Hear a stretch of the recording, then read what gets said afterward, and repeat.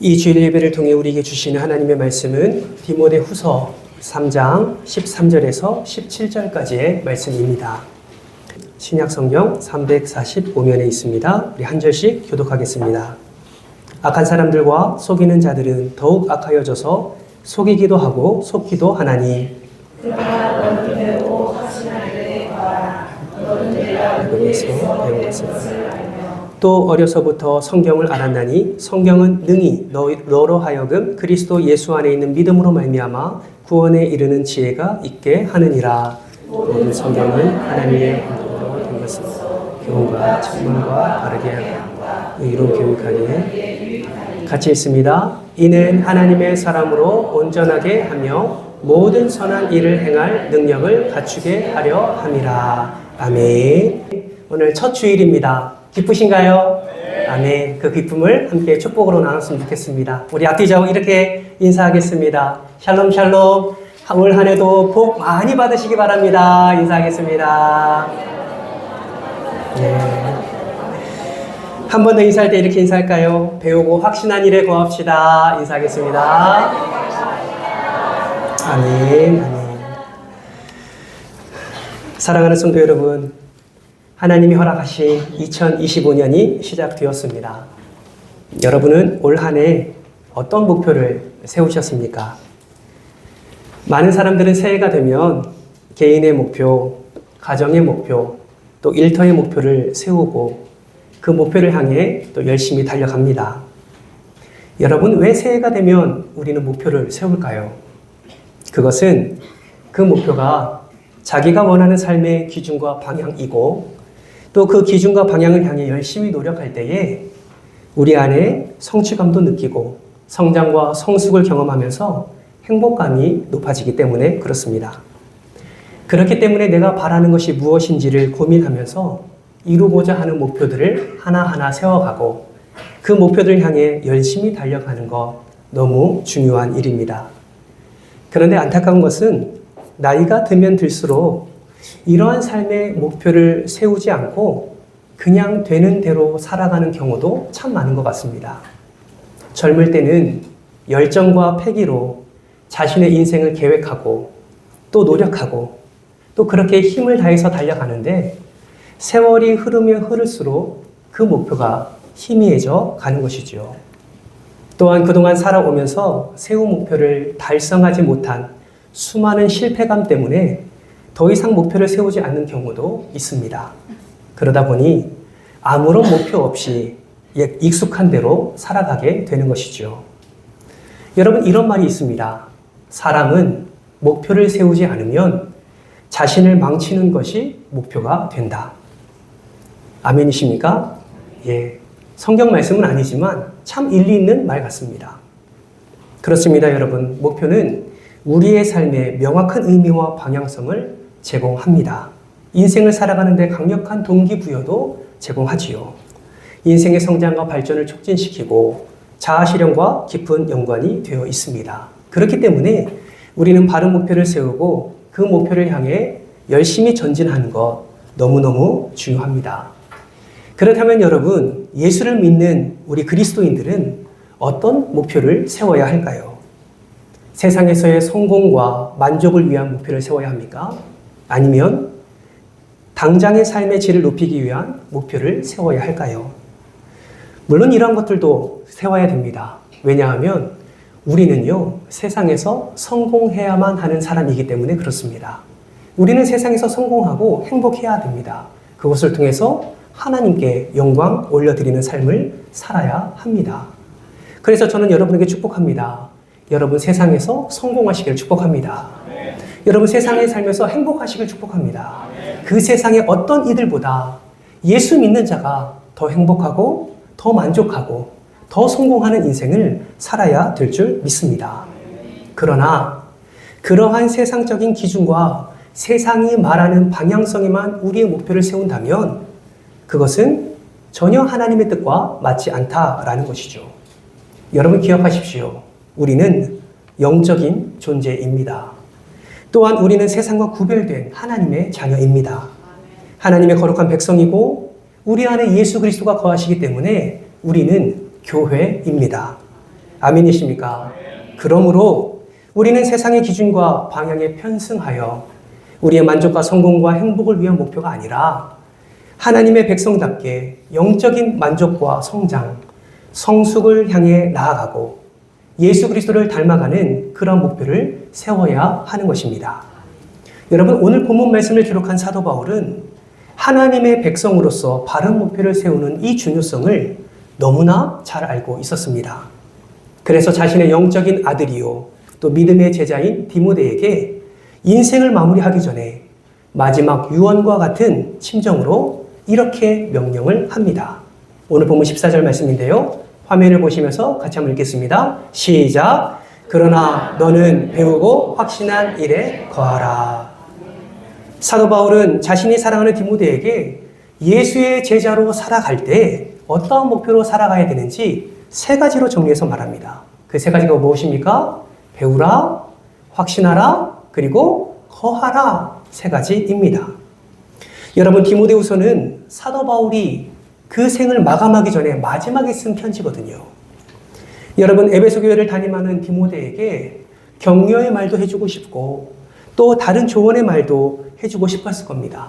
그런데 오늘 본문에서는 세 가지로 그 마음을 표현하고 있는 겁니다. 배우라, 확신하라, 거하라. 여러분, 사도 바울은 왜 디모데에게 이 세 가지를 강조했을까요?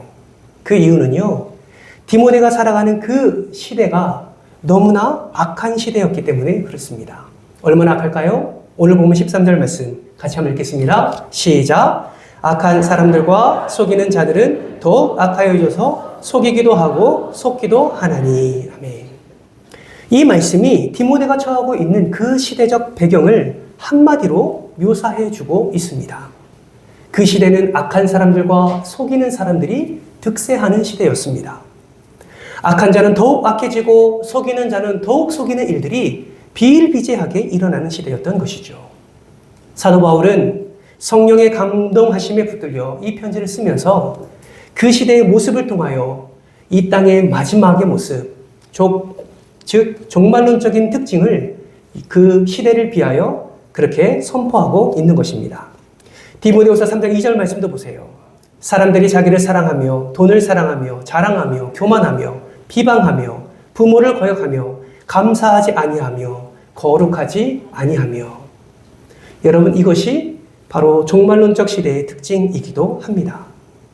악한 자는 악해지고 속이는 자는 더욱 속이는 그 시대를 디모데가 살아가고 있었던 것이죠. 이런 시대 속에 사도 바울은 디모데에게 배워라, 확신해라, 그리고 거하라 라고 강력하게 권면을 하고 있는 것입니다. 여러분, 사도 바울의 이런 권면은 이 당시 디모데에게만 하는 그런 권면이 아닙니다. 여러분, 오늘 우리가 사는 시대를 보십시오.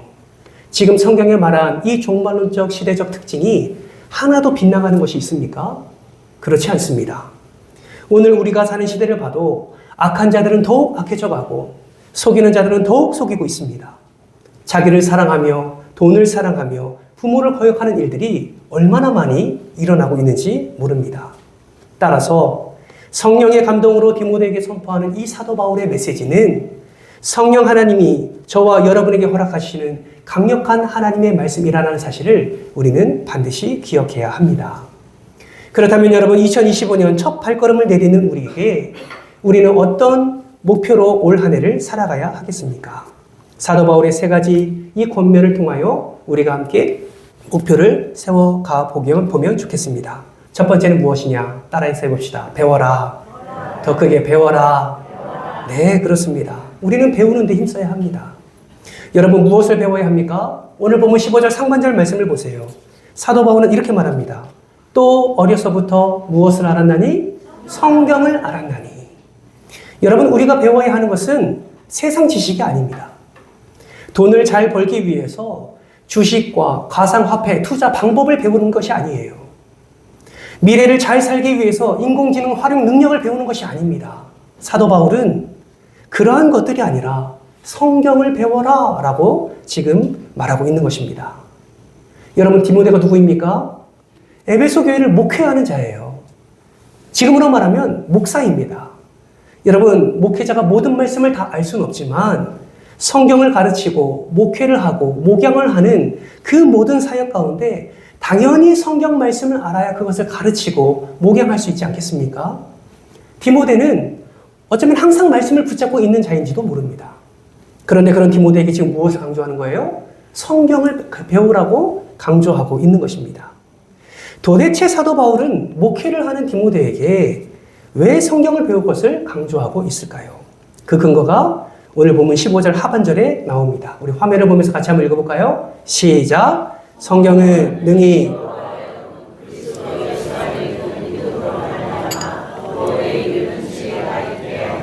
아멘. 여러분 성경을 왜 배워야 합니까? 어떤 지혜가 있기 때문이에요? 구원에 이르는 지혜가 있기 때문에 배워야 된다라고 사도 바울이 말하고 있습니다.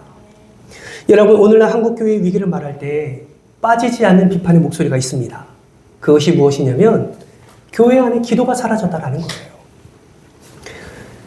예전에 우리의 믿음의 선배들은 참 기도하기를 힘썼습니다. 저도 기억나요. 저희 어머니가 철야를 정말 많이 하셨습니다. 항상 철야를 하러 교회 가시는 어머니의 손을 붙잡고 교회 가면 그 당시에는 이런 의자가 아니었잖아요. 방석, 자부동이라고 하죠. 그거를 깔고 앉아서 그렇게 눈물을 흘리면서 기도하는 어머니의 모습을 저는 보았습니다. 그 눈물을 보면서 그 자리에서 잠도 들기도 했죠.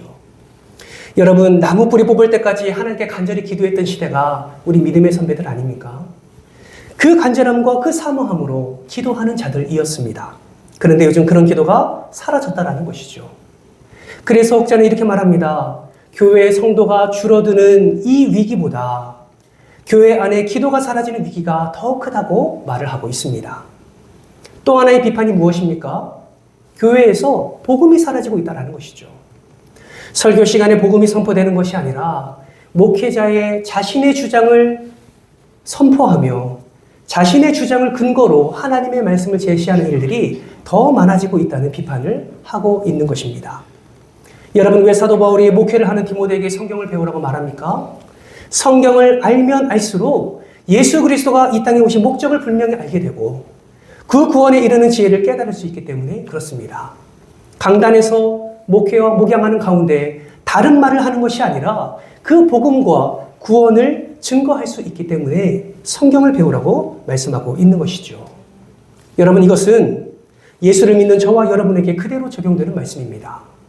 목회자에게만 지적하는 말씀이 아니라 이 하나님의 말씀을 따라 순종하며 살아가는 모든 성도들에게도 적용되는 말씀이다 라는 것이죠. 목회자도 잘못을 저지릅니다. 그러면 여러분은 어떠신가요? 성도인 우리는 하나님의 말씀을 개인의 만족과 행복을 위해 수단으로 삼을 때가 있지 않으십니까? 인생의 유익을 위해, 기도 응답을 위해 하나님의 말씀을 이용할 때가 있지 않으신가요? 사도 바울은 말하는 거예요. 그것이 진정한 신앙생활이 아니다라고 말하고 있는 것입니다. 우리의 행복의 수단으로 예수님이 오시지 않았다고 지금 말씀하고 있는 거예요. 예수님은 우리의 죄에서 구원하시기 위해 이 땅에 오셨고 이러한 성육신의 분명한 목적을 분명히 알 때에 우리가 원하는 진정한 구원, 우리가 원하는 진정한 기쁨을 깨달을 수 있다라고 지금 강조하고 있는 것입니다. 뿐만 아니라 성경을 분명히 알 때에 우리는 이 땅을 어떻게 살아가야 하는지 또 어떻게 죽음 이후에 어떤 삶을 사는지 분명히 깨달을 수 있게 된다고 지금 사도 바울은 강조하고 있는 거예요. 이러한 사실을 너무나 잘 알고 있는 사도 바울이기에 사랑하는 디모데에게 그리고 오늘 말씀을 함께 나누는 우리에게 성경을 배워라 라고 말씀하고 있는 것입니다. 그런데 문제는 무엇입니까? 우리가 문제예요. 우리가 문제예요. 왜 우리가 문제입니까? 성경 배우기를 귀찮아합니다. 성경 배우기를 싫어해요. 성경 공부반이나 제자 훈련이 개설되면 요즘 자발적으로 참여하는 성도가 그리 많지 않습니다. 솔직히 말하면 거의 없어요. 왜 그렇습니까? 이미 다 배웠다고 생각했기 때문이죠. 미션스쿨을 다니면서 또는 이전 목사님들에게 한번 교육을 받았다라는 그 근거를 가지고 이제 배울 생각조차 하지 않는 것입니다. 또한 삶이 너무나 바쁘다 보니 시간이 없다라는 이유로 말씀을 배우는데 등한시한다라는 것이죠. 여러분 신천지를 아십니까? 그들은 왜 그렇게 악착같이 공부할까요? 그들은 왜 그 바쁜 시간을 쪼개어서 매일마다 4시간 이상씩 공부하고, 그리고 그들이 정해진 개월 수가 지나면 그 시험에 통과하기 위해서 그렇게 밤을 새며 그들은 왜 공부할까요? 왜 그들은 거짓말로 미혹할까요? 왜 그들은 조직적으로 움직이면서 한 영혼을 신천지로 데려가려고 그렇게 애를 쓸까요? 여러분, 그 이유가 무엇인지 아십니까? 그들이 말하는 구원, 14만 4천에 들어가기 위함입니다. 그들의 거짓된 교리, 그들의 잘못된 교주, 그들은 그것이 진리라고 믿습니다. 진리라고 믿기 때문에 자신의 시간을 쪼개어가며, 아니 자신의 삶을 어쩌면 포기하면서까지 그들은 그 잘못된 것을 붙잡고 끝까지 달려가고 있다라는 것이죠. 여러분, 무슨 말입니까? 그들은 잘못된 교리를 진리로, 이만희 교주를 메시아로 생각하기 때문에 삶을 뒤로 하면서까지 그렇게 열심을 낸다라는 것입니다. 여러분, 근데 진짜 진리가 누구입니까? 예수 그리스도입니다. 여러분, 진짜 진리는 무엇입니까? 하나님의 말씀이에요. 여러분, 진짜 구원이 어디에 있습니까? 이 말씀 안에 있습니다. 말씀이 육신이 되어 오신 예수 그리스도를 통해 우리는 구원을 받을 수가 있습니다. 아멘이십니까? 예, 아멘이에요. 그런데 왜 우리는 구원에 이르는 지혜를 우리에게 허락해 주셨음에도 불구하고 이 말씀 배우기를 왜 멀리 할까요? 사랑하는 성도 여러분, 이 말씀은 우리 인생의 길입니다. 이 말씀은 우리의 인생의 진리고 생명인 줄 믿으시기를 축복합니다. 그래서 저는 소망해요. 올 한 해 우리가 정말 세상적인 목표를 세우고 거기에 목매는 것이 아니라 거룩한 성도로서 하나님의 말씀을 배우는 이 목표를 세우고 하나님의 말씀으로 전심전력하는 우리 모두가 되기를 주님의 이름으로 소망합니다. 두 번째 목표는 어떤 목표를 세워야 할까요? 확신해야 된다는 것이죠. 여러분, 성경 공부의 매력이 무엇인지 아십니까? 성경을 공부하다 보면 확실해진다는 사실입니다. 이 세상에 많은 학문을 공부하면 공부할수록 우리를 오리무중의 어둠 속으로 끌고 가지요. 그러나 성경은 공부할수록 우리를 확실하게 만들어줍니다. 무엇보다도 구원의 문제에 대해서 확실하게 성경은 말씀하고 있습니다. 그래서 성경을 공부한 사람은 마침내 이러한 고백을 하게 되는 것이죠. 내가 확신하노니. 내가 확신하노니. 여러분, 어떠한 확신입니까? 성경은 우리에게 구원의 확신을 제공하고 있습니다. 구원의 확신을 제공했다는 말은 무엇을 의미합니까? 내가 어떻게 죽을 것인가에 대한 문제가 해결됐다는 것을 의미하는 것입니다. 여러분, 사도 바울은 구원을 확신했습니다. 그래서 자신의 마지막을 어떻게 고백합니까? 디모데후서 4장 7절과 8절 말씀에 이렇게 고백합니다. 7절 말씀이에요. 나는 선한 싸움을 싸우고 나의 달려갈 길을 마치고 믿음을 지켰으니 이제 후로는 나를 위하여 무엇이 예비되었으므로 의의 면류관이 예비되었으므로. 사도 바울은 확신했습니다. 지금 내가 죽어도 예수 그리스도께서 의의 면류관을 예비하사 나에게 그 면류관을 주실 것을 사도 바울은 확신했습니다. 사도 바울뿐만 아니죠. 1세기를 살아가는 그리스도인들도 이러한 구원의 확신이 있었어요. 그래서 사형장에서, 순교의 장에서 사자들에게 찢기면서까지, 심지어 십자가에 거꾸로 매달리면서까지 잔인한 죽음 앞에서도 그것을 감수할 수 있는 믿음이 그들 안에 있었습니다. 왜 그렇습니까? 그들의 안에 구원의 확신이 있었기 때문이죠. 다시 말하면 내가 지금 죽어도 천국에 가서 주님과 영원토록 함께 살 것을 그들은 확신했기 때문입니다. 여러분, 어떻게 이들이 이러한 구원의 확신을 가질 수 있었을까요? 성경을 배웠기 때문입니다. 성경을 배움으로 구원에 이르는 지혜를 그들이 취했기 때문이지요. 이들은 예수 그리스도를 믿음으로 구원을 얻을 수 있음을 확신한 것입니다. 그래서 지금 당장 죽어도 나는 예수 그리스도를 믿기 때문에 천국에 갈 수 있다 확신하며 담대히 그 죽음 앞에서도 나는 예수를 믿습니다 라고 선포를 한 것입니다. 사랑하는 성도 여러분, 여러분에게 질문합니다.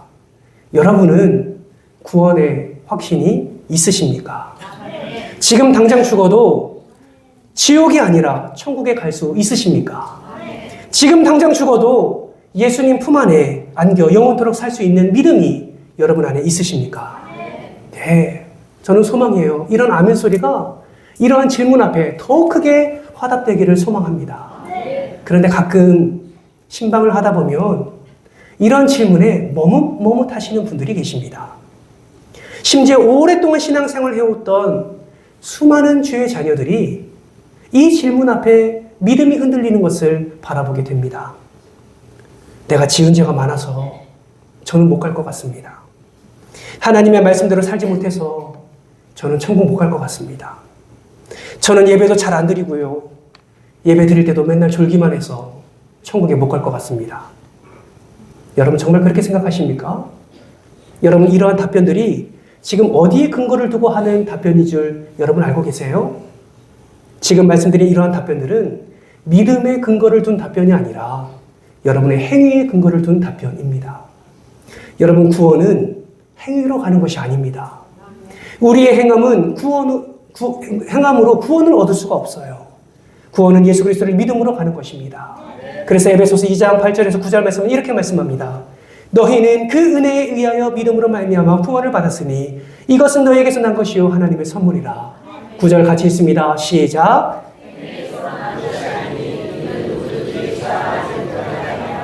아멘, 아멘. 여러분 구원은 믿음으로 말미암습니다. 물론 예수 그리스도를 믿는 자답게 죄를 짓지 않도록 노력해야죠. 말씀대로 살려고 순종하려고 노력해야 합니다. 있는 삶의 자리에서 최고의 예배자가 되기를 힘써야 합니다. 그러나 구원은 그런 행위가 아닙니다. 예수 그리스도를 믿는 믿음으로 얻을 수가 있는 것이죠. 왜 우리 안에 자꾸 구원에 대한 확신이 흔들립니까? 여러분 그 이유가 무엇입니까? 제가 한번 예를 들어 볼게요. 여러분이 생각하시기에 가장 깨끗한 색은 어떤 색입니까? 어떤 색이 가장 깨끗한 색이라고 생각하세요? 예, 흰색. 보통 흰색이 깨끗한 색이라고 표현합니다. 그렇죠? 그러면 그 흰색을 깨끗함, 흠이 없는 거룩함으로 우리가 생각을 하고 함께 우리가 예를 들어보겠습니다. 여러분, 흰색이 깨끗하고 정결하다면 제 손 한번 보세요. 제 손은 깨끗합니까? 더럽습니까? 깨끗해요?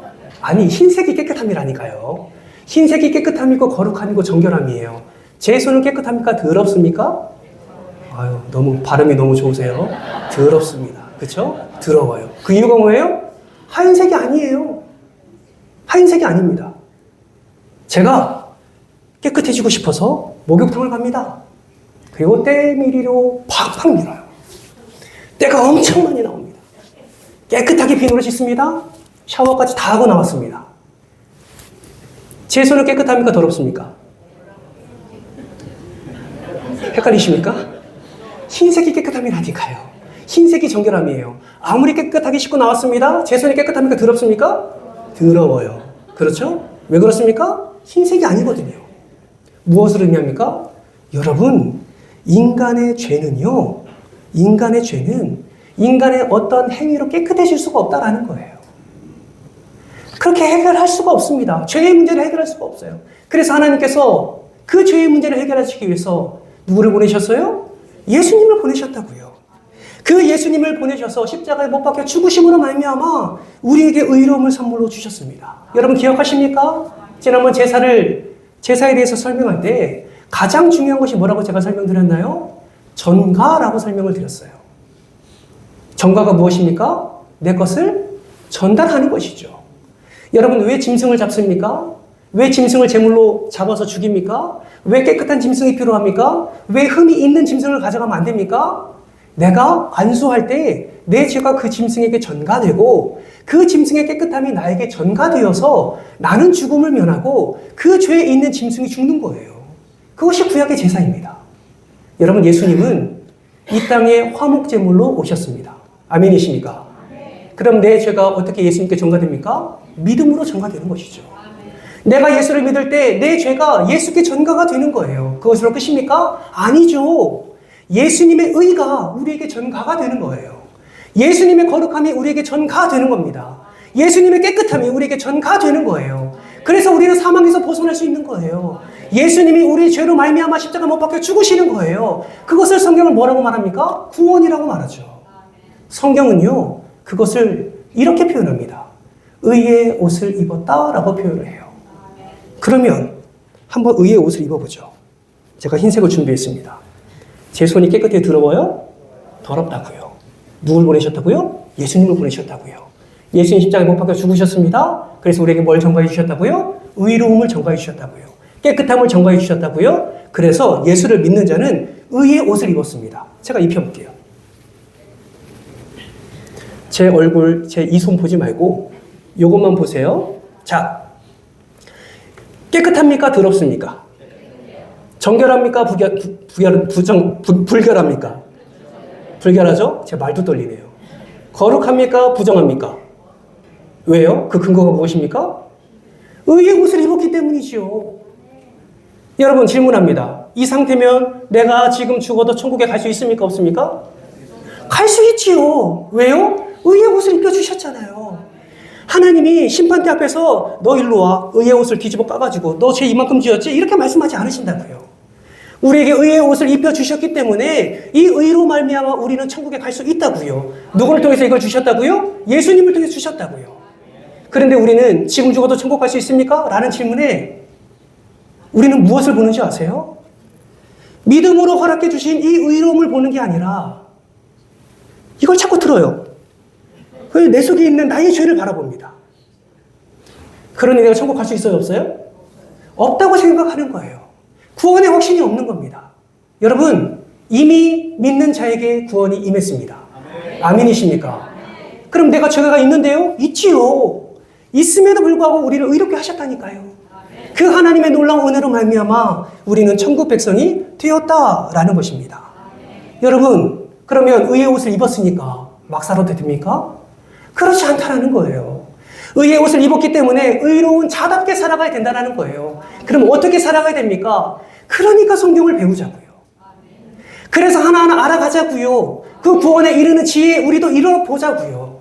그 지혜를 깨닫고 그 지혜를 취하고 그 지혜 안에 거할 때에 우리는 이 땅을 살아가는 방법과 우리가 죽음 이후의 삶을 더 깊이 깨달을 수 있고 내가 확신하노니 그 확신 가운데 우리는 거하게 된다라는 것입니다. 사랑하는 성도 여러분, 이 구원의 확신이 성경을 배움으로 저와 여러분에게 임하기를 주님의 이름으로 축복합니다. 마지막 세 번째 목표로 세워야 할 것은요, 거하라입니다. 거하라.